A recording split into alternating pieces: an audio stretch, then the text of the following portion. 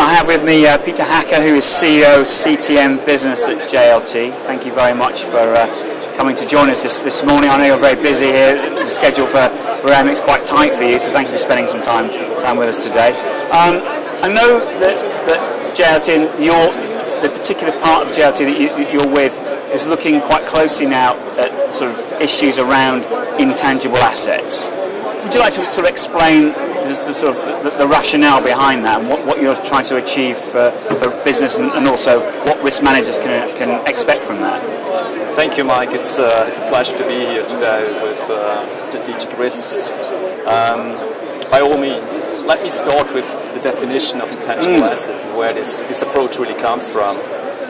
Number one, if we look into the market value of many communication media technology companies, or in general of quoted companies around the world, and what we have seen in the past is that in general, in the past, everything was asset-driven. The value of a company was very much asset-driven. If you look at today, probably around between 80 to 90%, sometimes even more than 90% of the value of a company is driven by intangibles. If I talk about intangibles, it's nothing else than the aspect on the one side of information and knowledge. It's the brand, it's the reputation, it's the intellectual capital, intellectual property on the one side, but then also what we call more the aspects, the physical aspects, which are always the aspects related to the supply chain.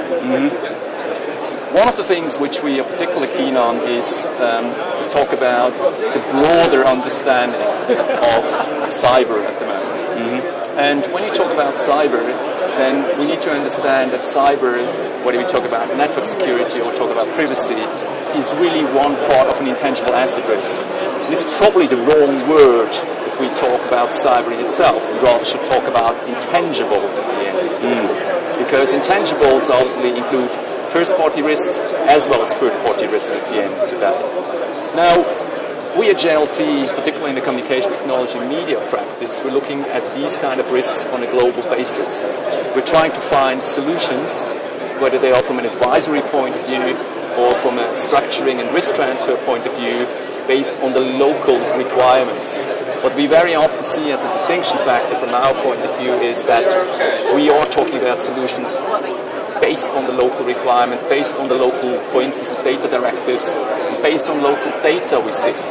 Data is one of the five key points from our point of view, which are driving the success of any insurer, underwriter, broker at the end of the day. In my view, it is whoever is in a position to keep the data and develop the data, integrate the data into solutions and advice is going to be one or two steps ahead of the competition. There are significant issues around that data, aren't there? Absolutely, absolutely, because one of the key issues currently is that it's the reliability of data. The reliability of data. On the one side related to frequency claims, and the other side related to severity claims. Because when we talk, for instances, about the third-party E&O side, the technology E&O side, it's very much a driven area where we see a lot of, high-frequency claims. When we talk into privacy claims, or we talk about network security claims, we see a relatively high frequency of these kind of claims, but relatively still low severity. Now, if we talk about the first-party non-physical damage BI, which is nothing else than really an IT failure, or if someone hacks the system and interferes the system or interrupts the system, we're talking about a relatively low frequency, but a really high severity. So the challenge going forward is, given the development of intangibles, given the development of data, how can we combine the first-party side to the third-party side? Now, JLT's approach on that, JLT's solution is what we call an IPI solution. An IPI solution is nothing else than really build around the traditional risk management approach, which is first understand what risk you have out there, understand what the risk profile is, be able to quantify these risks from a severity and frequency point of view, and most important, understand why clients want to buy insurance. Are they more P&L driven? Are they more balance sheet driven? Once you've done that, we shouldn't just talk about here is a solution, here is a product which we want to pitch for. Rather, we need to think about what clients are already buying.